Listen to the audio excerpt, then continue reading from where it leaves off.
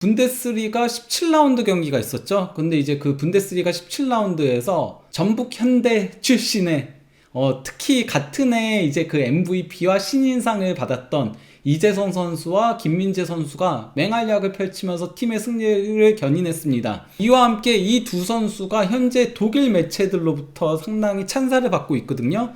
그래서 관련된 얘기들을 전해드리도록 하겠습니다. 이재성 선수가 이제 그 하이덴하임하고의 경기에서 선제골을 어시스트를 했습니다. 그러면서 그 2대1 승리를 견인했는데요. 볼 경합 상황에서 이제 그 상대 골키퍼가 걷어낸다는 거를 이재성 선수가 끊어내고서는 상당히 센스 넘치는 수비수 3명을 넘어가는 크로스를 올렸고요. 반대편에서 침투에 들어오고 있었던 오른쪽 윙백인 비드메르가 논스톱 슈팅으로 골을 넣었습니다. 근데 이재성 선수 같은 경우는 사실 주말 우니온 베를린하고의 경기에서도 2골에 관여를 하는 괴력을 발휘했었잖아요.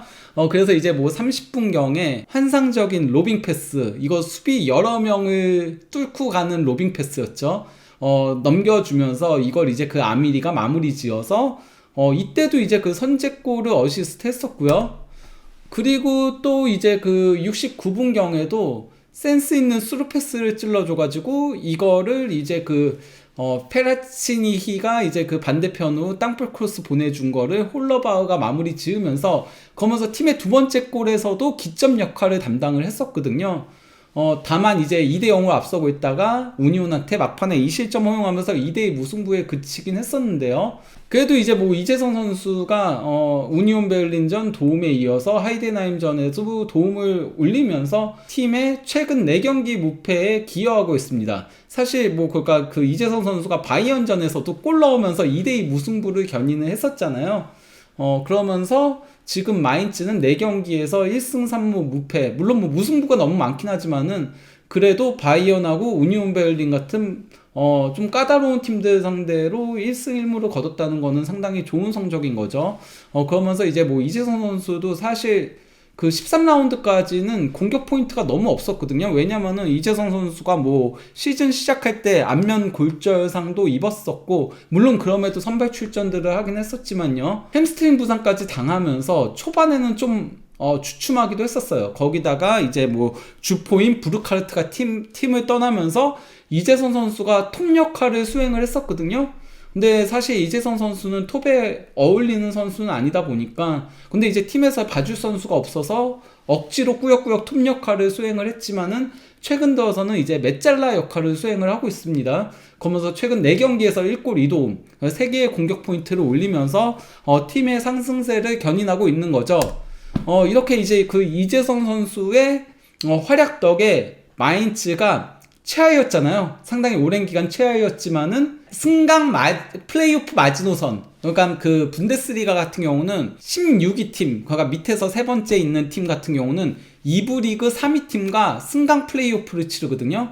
거기서 이제 1, 2차전 홈앤어웨이로 치러서 승자가 잔류하거나 아니면 승격하게 되는 시스템인 건데, 일단 승강 플레이오프까지 올라갔습니다. 그러면서 마인츠가 점점 더 잔류의 가능성을 살리고 있는 중입니다. 그러다 보니 이제 그 빌트지에서는 이재성 선수한테 평점 1점 만점을 줬습니다. 그러면서 빌트지에서는 이재성 선수의 활약에 대해서 우니온 베를린전에서 2골 모두에 관여했던 그는 이번 경기에서는 비드메르의 선제골을 위한 버터처럼 부드러운 크로스를 올렸다.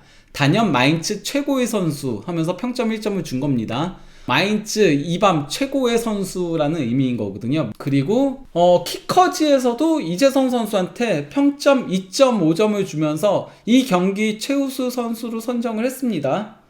그러면서 뭐라고 평가를 했냐면요, 공격 전개의 연결고리 역할을 맡아 많은 건설적인 플레이를 보여주었고, 영리한 경합 처리와 1대0 선제골로 이어진 완벽한 타이밍의 도움으로 전반 45분 동안 가장 돋보인 선수였다.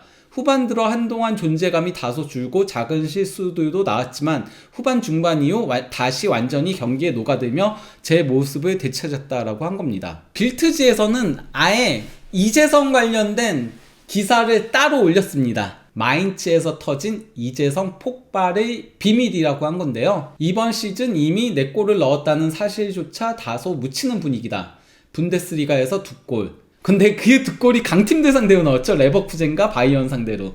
이제 유럽 대항전에서 두 골, 로젠보리아 이제 그 피오렌티나 상대로 두 골. 유럽 대항전에서도 보면은 컨퍼런스 리그에서 로젠보리랑 피오렌티나면 강팀이거든요. 그러니까 확실히 이재성 선수가 골은 강팀 상대로만 넣는 그런 부분이 있다라고 그런 습성이 있다라고 할 수 있겠습니다. 빅매치 플레이어죠. 하지만 이재성 역시 올 여름 이후 자신의 경기력이 기대에 미치지 못했다는 점은 다른 마인츠 선수들처럼 부인하지 않을 것이다. 근데 뭐 이재성 선수가 이번 시즌 초반에 조금 부진했던 거는 부상 여파가 상당히 컸었죠. 거기다 브루카르트의 이탈도 상당히 컸던 건데요. 그러면서 그 다음에 지난 시즌 그는 분데스리가 7골로 브루카르트 18골과 네벨 10골에 이어 팀 내 세 번째로 많은 득점을 기록했고 아미리와 어깨를 나란히 했다. 여기에 더해 동료들의 골을 8차례나 도왔다. 그러니까 8도움을 기록했다는 거죠. 그리고 새해 들어 공격형 미드필더 이재성은 그 성공적인 시절로 다시 돌아오고 있다. 지금의 그는 다시 슈퍼 이재성이다 라고 한 건데요. 그러면서 이제 뭐 중간 소제목으로 버터처럼 부드러운 크로스, 이거 빌트 평점에서 이제 평가했던 거였죠. 지난 토요일 우니온 베를린 원정 2대2 무승부 경기에서도 인상적인 활약을 펼쳤다. 그러면서 당시 빌트 평점 2점. 아미리가 1대0으로 마무리한 장면에서의 침투 패스는 그야말로 예술이었다.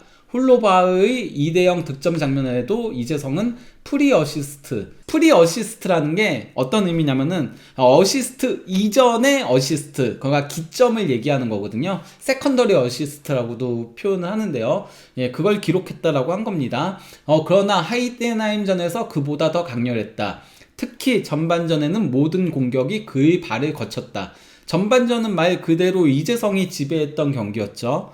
그러면서 비드메르의 1대0 선제골을 만들어낸 버터처럼 부드러운 크로스까지 더해지며 빌트 평점 1점을 받았다 라고 하면서 폭발의 비결은 해가지고 이재성의 경기력 급상승에는 분명한 이유가 있다.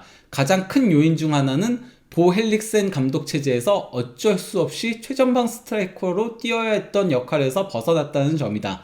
아까 제가 설명드렸던 거죠. 브루카르트가 없고 공격수 영입 실패하면서 이재성이 전진 배치됐었다라고 했었죠. 하지만 새 감독 우루스 피셔 체제에서는 다시 투톱 뒤에서 플레이메이커이자 찬스메이커로 기용되고 있으며 그 자리에서 완전한 자유를 누리고 있다. 이 포지션이 이재성에게 훨씬 잘 맞는다라고 한 겁니다. 실제 뭐 여기서 보더라도 투톱 밑에 있죠? 이재성과 아미리가. 사노가 이제 홀딩 미드필더를 하는 거고요.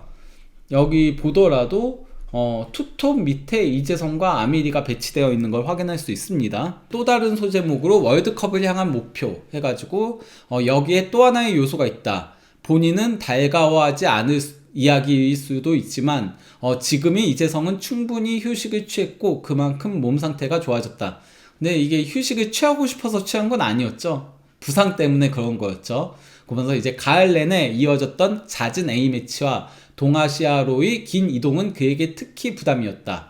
어쩌면 33세가 된 지금은 10년 전처럼 그 피로를 쉽게 소화하기 어려워졌을지도 모른다.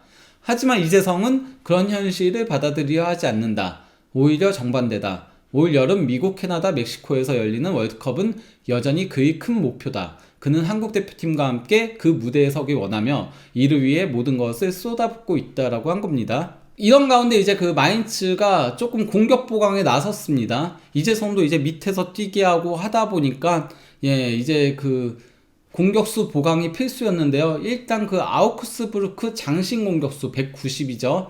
장신 공격수인 필립 티츠를 영입을 했습니다. 뭐 티츠 같은 경우는 하브리그에서 상당히 많이 뛰었던 선수긴 하거든요. 하지만 뭐 이부 리그에서 두 자릿수 골들을 넣기도 했었고, 이제 아우크스부르크에서 첫 두 시즌에 8골과 7골을 기록한 바가 있습니다. 상당히 높이의 강점이 있는 선수죠. 그러면서 이 선수를 영입해가지고 이제 뭐 승부처의 타겟형 공격수를 활용할 수 있게 된 거고요. 멀티 공격 자원인 실라스도 영입을 했습니다. 실라스 같은 경우는 사실 슈투트가르트에서 굉장히 핫했던 선수였죠.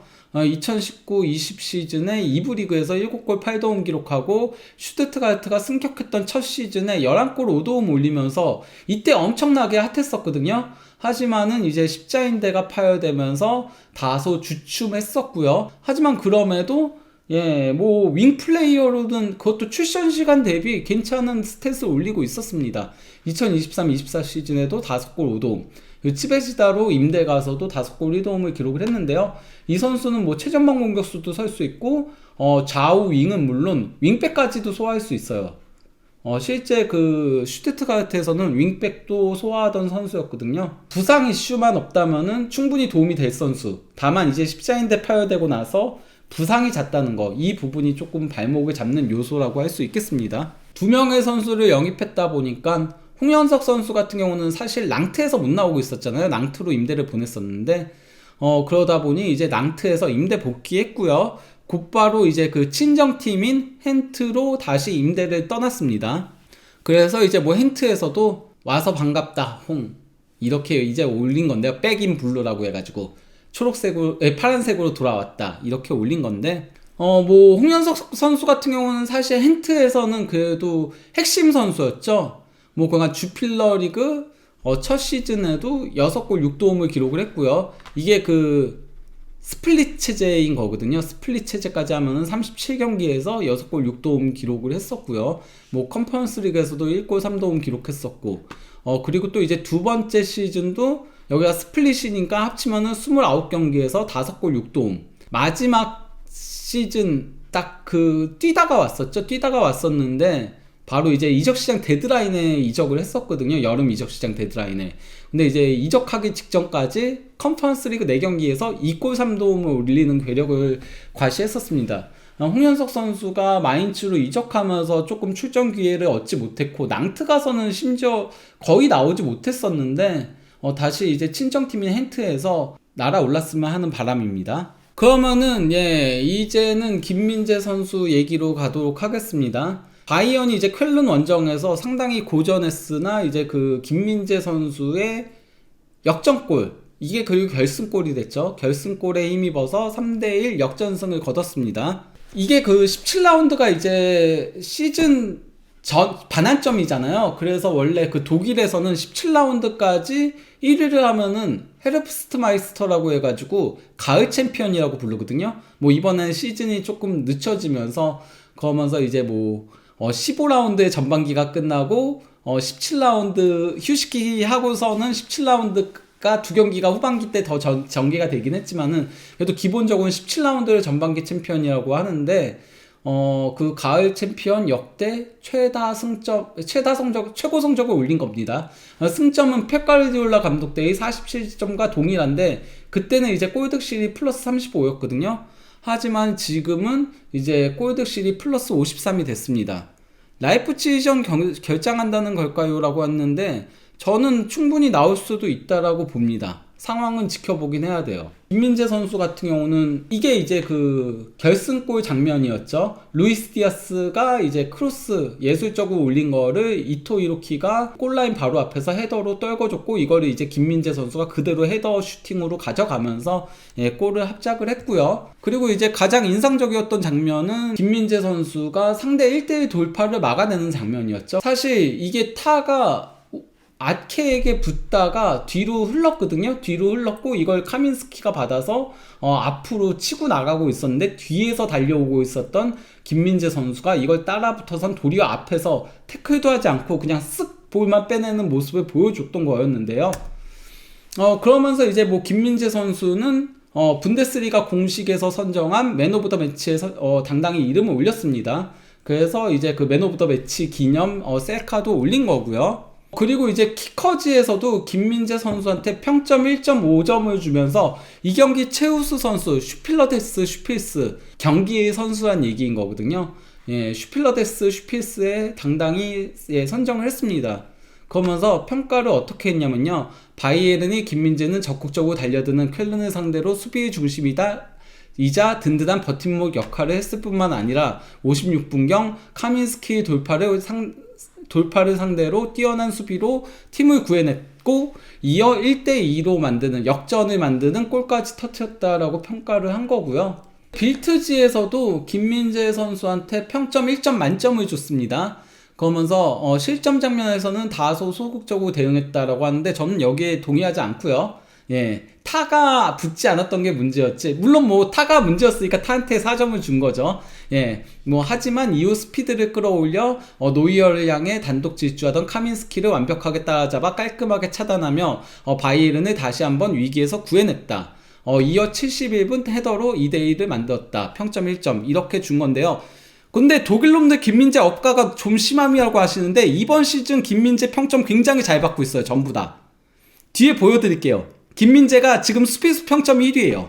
전체로. 란에서도 김민재한테 평점 1점을 주면서 라이머가 볼 소유권을 상실했을 때 김민재가 빠르게 반응해 엘 말라를 최대한 바깥쪽으로 몰아내며 수비 각도를 좁혔다. 전반적으로 경기력이 매우 좋았고 후반전에는 카민스키와의 중요한 스피드 경합을 이겨내며 노이어와 1대1 상황이 나올 뻔한 위험한 장면을 막아냈다. 그리고 2대1로 만드는 골을 넣으며 자신의 매우 뛰어난 활약을 스스로 완성했다라고 한 건데요. 그러면서 이제 그 김민재 선수가 키커지 선정 2주의 팀에 선정이 됐습니다. 17라운드 베스트 11에 선정이 된 건데요.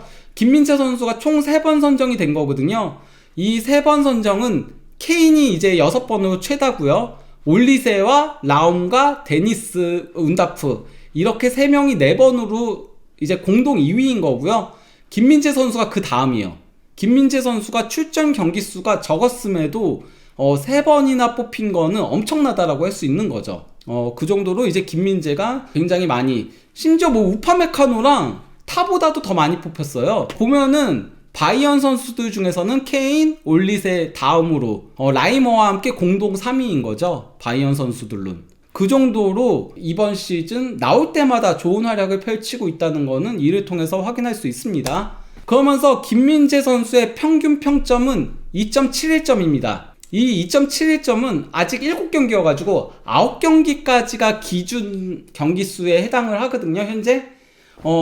근데 이제 그 키커 평점에서 7번 이제 선정이 된 건데, 이거는 현재 그 수비수 부문에서 평점 1위가 라이머예요. 라이머가 2.72점인데 2.71점으로 0.01점 김민재가 앞섭니다. 김민재가 규정 출전수 그러니까 평점 매기는 그 숫자를 채우면은 수비수 단독 1위로 올라서게 된다라는 얘기인 겁니다. 그러면서 이제 그 키커지에서도 따로 이제 김민재 관련한 칼럼을 올린 겁니다.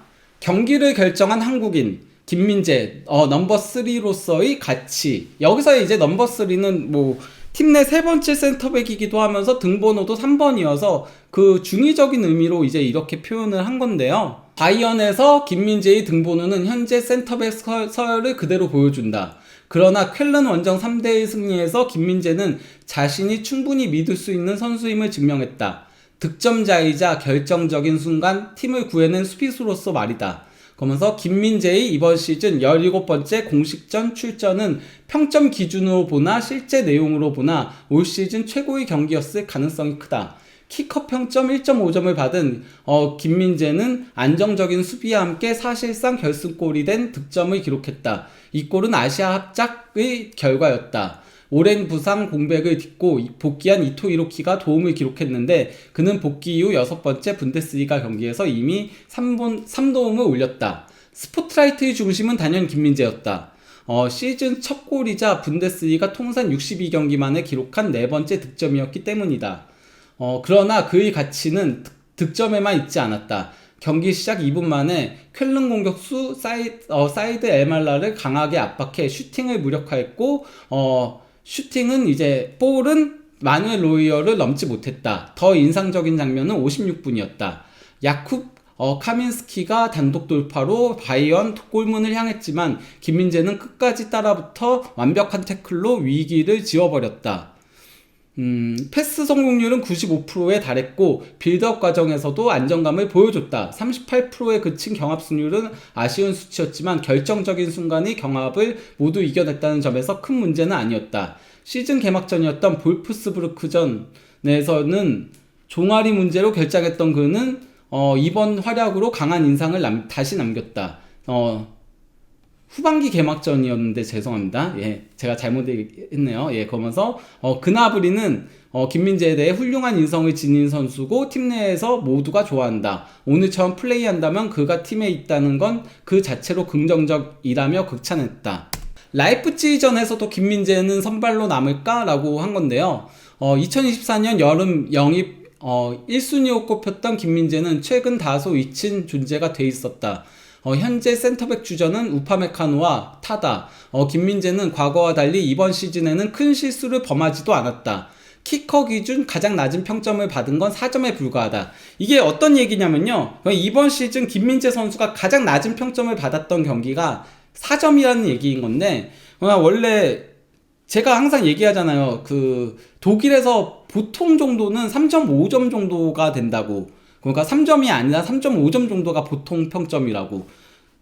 그러다 보니 이제 사실 김민재가 그렇게 못한 경기는 이번 시즌은 단 한 경기도 없다라는 평가인 겁니다. 그러면서 다만 오랜 아킬레스건 문제로 컨디션을 끌어올리는데 시간이 필요했고 시즌 초반에야 완전히 통증에서 벗어났다는 평가다. 이제는 완전히 통증에서 벗어났다는 평가를 듣고 있다라고 얘기를 한 거고요. 그렇다면 그는 가치 있는 3옵션에 머무는 것으로 충분할까? 뱅상 콤파니 감독은 분명 로테이션을 가동할 것이고 김민재 역시 꾸준히 출전 기회를 받을 것이다. 더 나아가 토요일 저녁에 있을 라이프치히전에서는 오른쪽 풀백 옵션으로도 고려될 수 있다. 라이머의 근섬유 파열, 스타니시치 관절 부상으로 해당 포지션에 비상사태가 발생했기 때문이다. 지난 여름 적절한 제안이 들어오고 선수 본인이 변화를 원했다면 바이언은 김민재를 매각했을 가능성도 있었다. 그러나 그는 변화를 원하지 않았다. 최근 팬클럽 방문 자리에서도 이를 분명히 했다. 김민재의 계약 기간은 2028년까지다 라고 한 건데요. 그러면서 라이머가 쾰른전에 부상을 당한 거고요. 그래서 교체 아웃됐고 한 3, 4주 정도 결장할 거라는 얘기들이 나오고 있고요. 스타니시치는 네, 부상이고 라이머도 부상이고 보이도 위장병이라고 하고요. 이제 키미도 발목 통증을 현재 느끼고 있다 보니까 오른쪽 풀백 옵션이 없어서 김민재가 오른쪽 풀백으로 나올 수 있다라고 얘기를 한 건데 저는 우파메카노가 오른쪽 풀백으로 나오지 않을까 싶긴 한데 그렇게 변화를 가져간다면 왜냐면 예전에 우파메카노가 오른쪽 풀백으로 나선 경기들이 있긴 하거든요. 김민재의 풀백보다는. 이런 가운데 이제 콤파니 감독이 라이프치히전을 앞두고 기자회견을 해서 오늘 모든 게 순조롭게 진행된다면은 그러면 이제 무시알라가 내일 경기에 교체로라도 출전할 수 있을 것이다. 그리고 키미도 오늘 훈련을 소화할 예정인데 내일 선발 출전이 가능할지도 모른다라고 열어놓은 거고요. 그러면서 이제 기자가 키미가 오른쪽 풀백으로 뛸 수 있는 옵션인가에 대한 질문에 대해서는 모든 가능성은 열려있다. 지금은 누가 어디에서 뛰느냐가 중요한 게 아니라 팀에 도움이 되는 선수들이 있어야 한다는 거다. 모든 선수들이 다른 포지션에서 도움을 받을 수 있다. 오른쪽 풀백 3명이 모두 결장하면 다른 누군가가 나서야 한다. 하지만 지금은 다른 선수들이 다시 몸 상태를 끌어올리는 게 최우선이다라고 한 거고요. 그리고 이제 사샤 보이랑 알폰소 데이비스에 대해서는 보이는 여전히 아프고 알폰소 같은 경우는 이번 주에 괜찮았다라고 이렇게 답을 한 건데요. 근데 이제 보이 관련해가지고 이슈가 하나 있더라고요. 현재 출전하지 못하고 있는 거는 이제 위장 질환, 그러니까 위장병 때문에 못 나오고 있는 거긴 한데, 이 위장병 이전에도 이제 콤파니 감독이 보이의 행동에 불만이 있었다라고 해요. 11월 8일에 있었던 우니온 베를린하고의 경기에서 콤파니 감독은 항상 선수들한테 준비 완료라는 규칙을 가지고 있대요. 이게 어떤 거냐면은 미리 그러니까 선수들이 본인이 교체 출전할지 안 할지 모르더라도 정강이 보호대도 착용하고 축구화도 신고 테이핑도 하고 그렇게 준비되어 있어야 한다는 걸 의미한다는 건데 보이가 교체 투입을 시키려고 했는데 준비를 안 해놓고 있었대요. 정강이 보호대를 하지 않고 있었다라고 하더라고요. 그래서 콤파니가 보이 원래 교체 출전을 시키려다가 교체 투입을 하지 않았고 그러고 나서 따로 이제 불러서 엄청나게 질책을 했다라고 합니다. 다만 이제 콤파니 감독 같은 경우는 선수한테 창피를 주지 않기 위해서 선수들 앞에서는 질책하진 않는다라고 합니다. 선수들 없을 때 따로 불러서 엄청나게 뭐라고 했다라고 합니다. 그러다 보니까 보이 이적설이 겨울 이적 시장 내내 나오고 있었는데 이런 게 그러니까 이유로 작용하고 있다라고 할 수 있겠죠. 이런 가운데 이제 그 타겟사이퉁에서 콤파니 감독이 쾰른전 앞두고 김민재와 단독 면담을 했었다라는 보도가, 재미있는 보도가 나왔습니다. 그냥 김민재는 뭐 쾰른전 단연 경기 최고의 선수였다. 이 활약의 배경에는 경기 몇 시간 전 콤파니 감독과의 단독 면담이 있었다 하면서 콤파니 감독이 김민재를 따로 불러 대화를 나눴다. 그러면서 그 제베너 슈트라스에 위치한 자신의 사무실로 김민재를 초대했다. 여기 이제 둘이 만나서 대화하고 있는 게 파파라치 샷이 찍힌 거죠.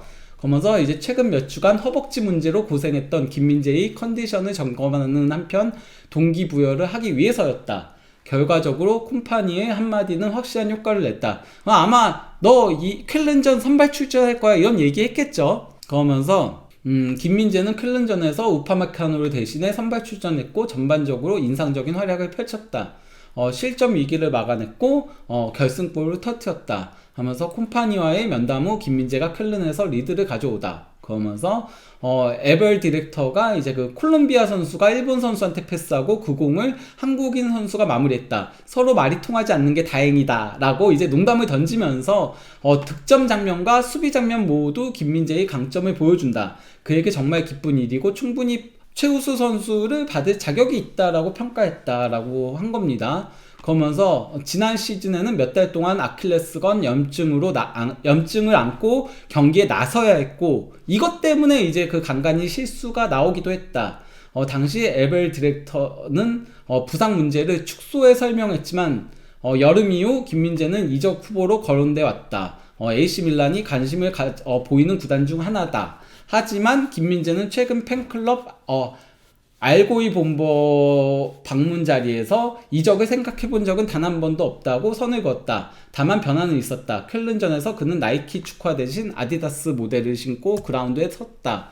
라고 하면서 이제 그 다음 챕터로 그나브리 김민재 극찬이라고 해가지고 그나브리는 그는 뛰기만 하면 정말 훌륭한 선수다.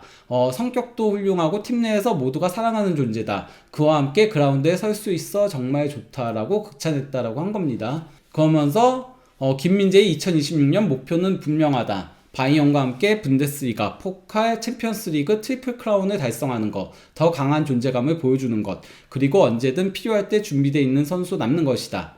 쾰른전에서 김민재는 수비와 공격 양면에서 자신이 얼마나 믿을 수 있는 선수인지 다시 한번 증명했다라고 한 겁니다. 그러면은 여기서 이제 알고이 본버와의 이제 팬클럽과의 미팅 얘기가 나왔었잖아요. 그래서 그거를 조금 소개를 시켜드리면요. 이거 같은 경우는 그가 1월 8일날 이제 방문을 했던 거였는데요. 그 칼이 문제의 발언을 했던 그 시점입니다.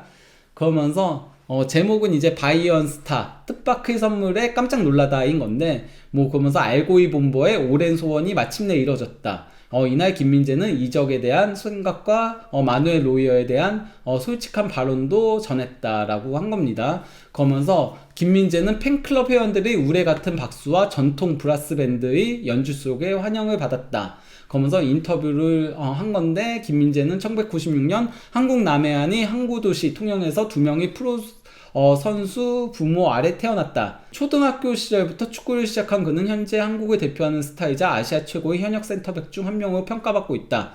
하면서 그 다음 챕터 더 몬스터 해가지고 김민재는 공격적인 수비 스타일로 인해 한국 언론들로부터 더 몬스터라는 별명을 얻었다. 그러면서 이후 전북 현대로 이적했고 이후 중국을 거쳐 유럽 무대로 진출해 페네르바체에서 뛰었다. 페네르바체에서 한 시즌 뛰고 나폴리로 이적했고 7월에 바이언으로 이적했다. 이런 얘기들을 하는 건데요. 그러고 나서 이제 그 김민재에게 던져진 질문들 해가지고 첫 질문이 아시아에서 이스탄불 그리고 독일까지 어떻게 오게 됐는가 와 이제 그 독일 생활은 어떤가 였는데 유럽 생활은 오래 했지만은 바이에른에 와서야 비로소 집 같은 느낌을 받았다라고 말한 겁니다. 실제 이게 김민재 선수가 국내에서도 얘기를 한 적이 있죠. 그러니까 나폴리나 페네르바체나 거기 있을 때는 조금만 나가도 팬들이 너무 몰려들어가지고 사생활이 거의 없을 정도였다. 그래서 뭐 기쁘기도 했지만은 좀 생활하는 게 조금 힘들기도 했다라고 했었는데, 바이언 와서는 그래도 원래 독일 자체가 선수들한테 조금 놔두는 편이긴 하거든요. 그러니까 선수들 사생활은 사생활이다 이러면서 조금 내비두는, 독일이 원래 독일 문화가 좀 그래요. 그래서 예전에 그 뉴캐슬에서 그 프라이부르크에서 뛰다가 뉴캐슬로 이적했던 파피스 시세 있잖아요. 그 첼시전에 여기 막 이상하게 휘어뜨 감겨가는 골 넣었던 그 파피스 시세가 프라이부르크 있다가 뉴캐슬 가가지고 머리 자르러 갔었다가 팬들한테 둘러싸여가지고 옴짝달싹도 못했던 그런 사건도 있었거든요. 어쨌건 뭐 그러다 보니까 김민재가 독일 생활이 좀 편하다 이런 얘기를 한 적이 있긴 합니다. 그러면서 이제 그 한국과 독일의 차이는 매우 크지만 구단의 세심한 배려 덕분에 문화적인 어려움은 거의 없었다고 했다. 다만 가장 큰 장벽은 여전히 언어라고 밝혔다. 이탈리아 등 다른 나라로부터의 제안도 있었지만 모두 거절했다며 이적을 생각해 본 적은 단 한 번도 없다고 강조했다. 그러면서 이제 트래블을 달성하는 것을 목표로 내세운 거를 내세웠다라고 할 수 있겠죠. 그러면서 실제 뭐 그 스카이 독일에서도 김민재가 이번 달 모든 제안을 거절했고 적어도 여름까지는 바이언에 남겠다는 의지를 보이고 있다라고 보도가 나왔던 겁니다. 그러면서 이제 그 팬들의 질문이라는 섹션이 있는 건데요. 여기서 이제 그 알고이 본버 회원들도 질문을 던졌다. 어린 시절 우상에 대한 질문에 김민재는 브라질 출신의 전설적인 수비수 루시우를 꼽았다. 확실히 김민재 선수는 영리해요. 왜냐, 바이언 팬들이 좋아하는 선수를 얘기를 하는 거니까, 바이언의 레전드를. 그러면서 이제 그 또 축구 선수가 되지 않았다면 아버지처럼 어부가 됐을 것 같다라고 웃으며 말했다. 그리고 이제 경기 중 코칭은 주로 영어로 이뤄지며 간단한 독일어 지시가 곁들여진다고 설명했다. 그리고 이제 노이어의 후계자로 누구를 원하냐는 질문에는 웃음을 터뜨리며 노이어가 영원히 뛰어줬으면 좋겠다고 답했다라고 한 건데, 실제 그 노이어가 사실 김민재 선수 그 바이언 와서 최악의 흑역사라고 한다면은 바로 이제 그 비니시우스한테 털리면서 챔피언스 리그에서 그 실점 허용했던 장면이었잖아요. 그때 굉장히 비판이 많았었는데, 그때 노이어가 두둔하는 발언을 했었죠. 그러니까 그때 이제 뭐 노이어가 했던 얘기가 라커룸에서 문제와 관련해서 얘기했다. 실수는 축구에서 흔히 있는 일이다. 그 실수가 다음 경기에서 김민재의 경기력이 떨어질 거라는 의미는 아니다. 오늘 경기도 완전히 나빴던 건 아니다. 그러니까 실제 전반적으로는 잘했는데 그 한 장면만 그랬다는 건 거죠. 그러면서 부분적으로 아주 잘했다. 하지만 중요한 순간에 다소 아쉬운 판단을 내렸을 수도 있는데 축구에서는 항상 그런 일이 일어난다라고 한 겁니다. 그러면서 여기서 굉장히 이제 재밌는 에피소드가 있었는데, 그러니까 그 알고이 본버에서 이제 등번호 3번 자기네도 이제 그 유니폼이 그 티셔츠가 있는데 이게 그 티셔츠거든요. 그 이제 3번을 줬다라고 하고요. 그러면서 소방울을 선물했다라고 해요. 이 소방울. 이게 근데 사실 소방울이라기보다 크리스마스 방울인 거거든요. 예, 그러면서 이제 그 김민재는 통역의 이게 어떤 거냐? 이거 뭐냐? 그러니까 소방울이다. 딱 이렇게 얘기하니까 그럼 소 한 마리 사야겠다. 이렇게 이제 농담을 건넸다라고 합니다. 그러면서 이제 그 골대 맞히기 이벤트와 이제 기념 촬영도 했고, 근데 사실 이 알고이 본보 같은 경우는 그 바이언 팬클럽이 4,000개가 있는데 그 중에 이제 25곳만 선정되는데 12년간 열심히 지원을 해가지고 이번에 처음 됐다라고 해요. 그러니까 사실 팬클럽 회원수가 많진 않거든요. 180명인데 그중 100명이 이날 행사에 참석을 했다라고 합니다. 지난 경기에서 좋은 활약을 펼치면서 후반기 조금 더 중용될 수 있을 만한 발판을 마련했습니다. 앞으로 이제 라이프치히전에서도 좋은 활약을 펼치면서 후반기에는 더 중용됐으면 하는 바람입니다.